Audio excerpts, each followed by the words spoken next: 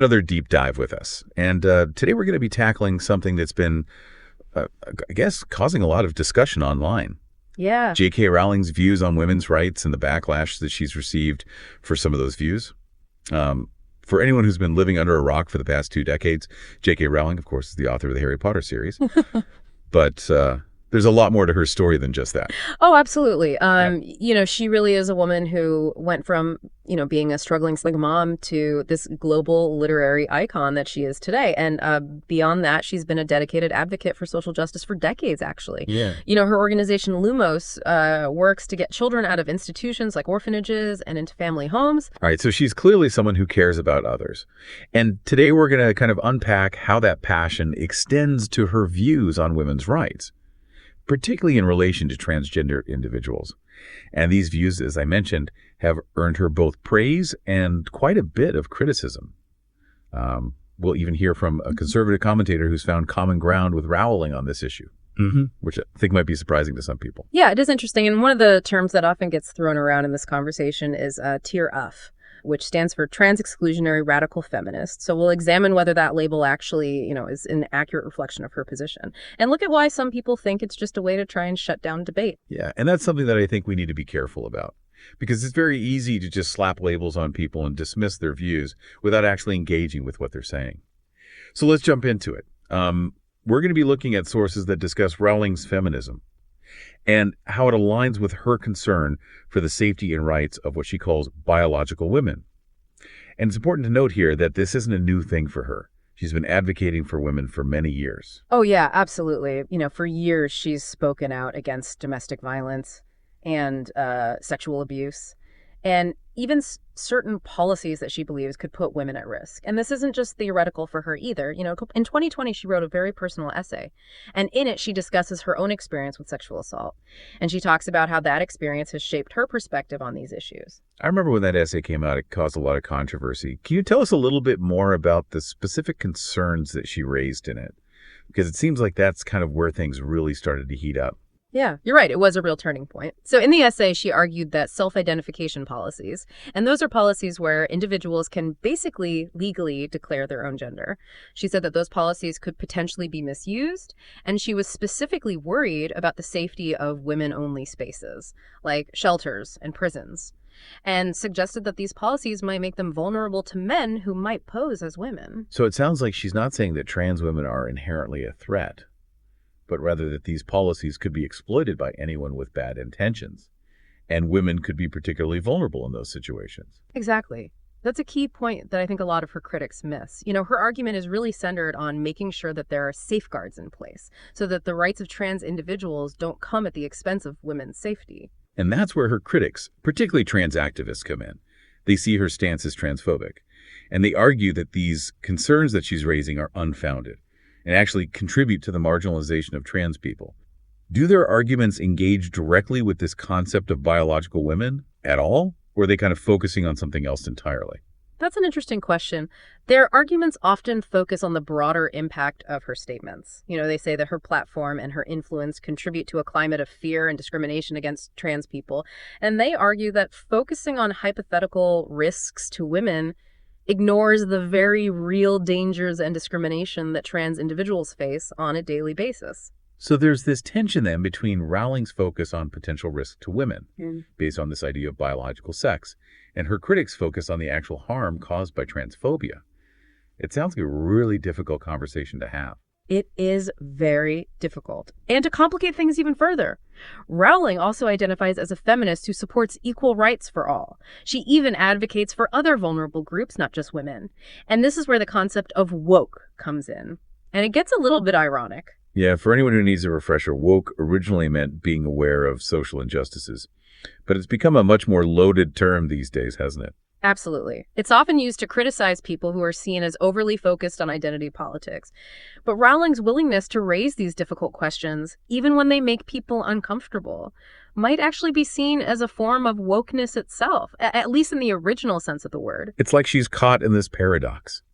She's being accused of transphobia while simultaneously fighting for the rights of multiple marginalized groups. It definitely paints a more nuanced picture than just simply labeling her as anti-trans. Right. And this is actually where we see support for Rowling coming from a surprising source. Amala Ekpunobi. She's a popular conservative commentator and host of the show Unapologetic. And despite coming from a very different political background, Ekpunobi sees Rowling as someone who's bravely challenging the status quo. So it seems like Ekpunobi and Rowling might be finding some common ground in their concern about what some people call cancel culture. Can you explain that a bit more for our listeners? What does that term actually mean in this context? Yeah, so cancel culture is kind of a complex phenomenon, but in essence, it refers to this idea of withdrawing support for public figures or entities after they've done or said something considered objectionable or offensive. And this can range from boycotts to, online shaming, to even calls for their removal from platforms or positions. So in Rowling's case, it sounds like Ekpunobi sees her as a victim of this cancel culture because she's being criticized and even threatened for expressing her views, even though she's not actually advocating for harm against any group. Exactly. Ekpunobi argues that the terf rala is often used to just shut down any legitimate debate about the potential conflicts between trans rights and women's rights. And she sees it as a way to silence dissenting voices and discourage open discussion on these really complex topics. And I think it's important to note that Rowling has faced some pretty intense backlash for her stance. We're not just talking about polite disagreement here. She's been the target of online harassment threats and even calls for boycotts of her work. Seems like things have gotten quite personal and nasty. Yeah, it's a sad reality that the online world can be a very hostile place, especially for those who dare to express unpopular opinions. And Rowling's experience is a stark reminder of the emotional toll these attacks can take, even on someone with her level of fame and success. It's almost heartbreaking to think about the woman who created this world filled with magic and wonder being subjected to this level of vitriol. It makes you wonder if people have forgotten the messages of love, compassion, and acceptance that are so central to the Harry Potter books. Yeah, it certainly highlights the disconnect between the values often espoused in fiction and the harsh realities of online discourse. It seems that empathy and nuance can be quickly lost in the heat of these debates. It's easy to get swept up in the abstract arguments about ideology and policy, but it's important to remember that there are real people on both sides of this issue, and those people deserve to be treated with respect even when we disagree with their views. Absolutely. Whether you agree with Rowling or her critics, it's crucial to recognize the humanity of everyone involved. Reducing individuals to simplistic labels like transphobe or TERF only serves to deepen the divides and prevent meaningful conversation. Rowling's situation is a reminder that even those who dedicate their lives to fighting for social justice can find themselves at the center of controversy, and it raises some uncomfortable questions about how we as a society navigate these complex and often sensitive topics. It seems that we're still grappling with how to balance competing rights and interests in a way that respects the dignity and safety of all individuals. And that's a conversation that requires empathy, open-mindedness, and a willingness to listen to perspectives that might challenge our own. It's a challenge for sure, but if we can approach these conversations with a genuine desire to understand, rather than just condemn, perhaps we can find a way forward that allows for both progress and compassion. Yeah, and that brings us to a broader point about the very nature of free speech in the digital age. Rowling's case has become a focal point for discussions about the limits of tolerance and the potential dangers of silencing dissenting voices. It seems like there's this fear that if we allow people to express views that we find offensive or harmful, it will somehow legitimize those views and lead to real-world consequences. But on the other hand, if we shut down any speech that makes us uncomfortable, aren't we creating a climate of censorship and fear? It's a delicate balancing act, and there are no easy answers. But Ekpunobi's support for Rowling highlights the argument that the ability to express dissenting opinions, even those that may be unpopular or controversial, is essential for a healthy and functioning society. It's a reminder that sometimes the most uncomfortable conversations are the ones we need to have the most, and that progress often comes from challenging our own assumptions and being open to the possibility that we might not have all the answers. Well, I think we've covered a lot of ground here. We've kind of explored J.K. Rowling's journey from, this beloved author to this really controversial figure, delving into her views on women's rights, the whole debate surrounding gender identity, and the complexities of cancel culture and how that all plays into this. Yeah, it's been a long and winding road, and we've seen how her personal experiences, including her own experience with sexual assault, have really shaped her perspective on this and fueled her passion for advocating for women's safety.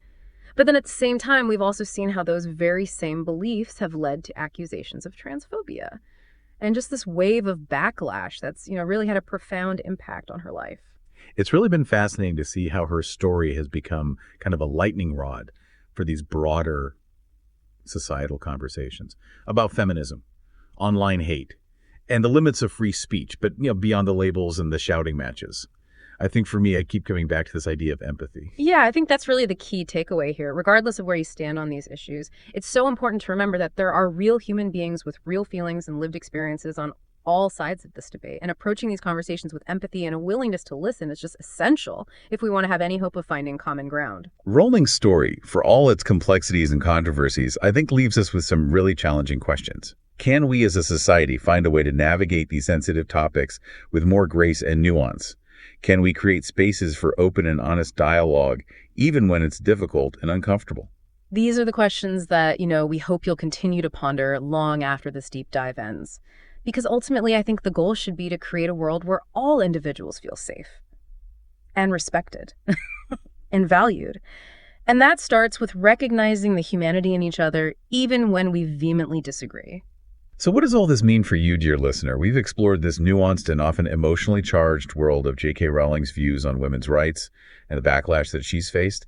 And we've kind of delved into these complex concepts like woke, cancel culture, and this kind of tension between trans rights and women's rights as they're being discussed in today's society. And we encourage you to kind of continue this exploration on your own. Dive deeper into the source material, engage with diverse perspectives, and challenge your own assumptions, because these are conversations that demand our attention, our critical thinking, and most importantly, our empathy. And remember, even in a world that often feels divided, the pursuit of understanding and connection is a journey worth taking.